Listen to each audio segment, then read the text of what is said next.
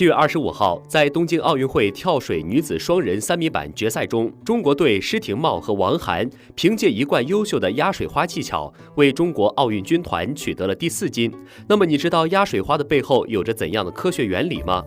跳水运动中，人体以一定的姿势撞入水面，就会产生人和水的碰撞。在流固相撞中，原本平静的液体受到固体的冲撞，一部分撞击能量传递到部分液体上，使得这部分液体运动，从而形成水花。压水花的目的就是入水水花尽量小，而如何让溅起的水花减小到最低限度，其实涉及到流体力学方面的知识。也许许多人都会认为，跳水运动员应该像游泳运动员那样，双手绷直，以楔形姿势扎入水中，这样破水面更加锋利，身体阻力更小。但实际上却并非如此。有人在冰棍式跳水中发现，相比绷直脚尖，直接用脚掌撞水的方式更能压制水花的产生。受此启发，现在大多数跳水高手都开始使用手掌对水的平掌撞水压水花技术。究其原理，就是因为楔形物体坠入池中时，由于水的不可压缩性，它在受到力的作用时，水对力只能起到推动作用，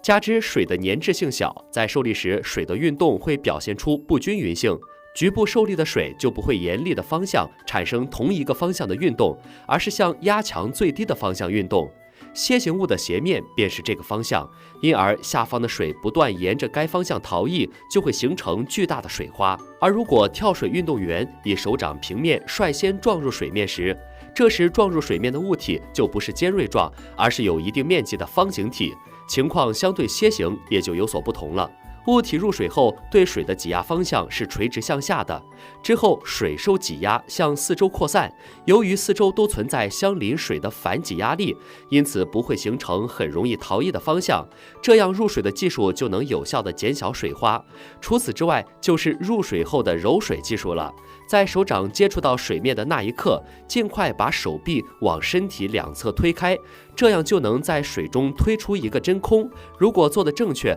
就能看见水下有很多泡泡，但水面却没有多少水花。以上就是最基础也是最常见的压水花方式。当然了，面对比赛时，强大的心理承受能力也极为重要。假设调理不好的话，就会变成下面这种情况了。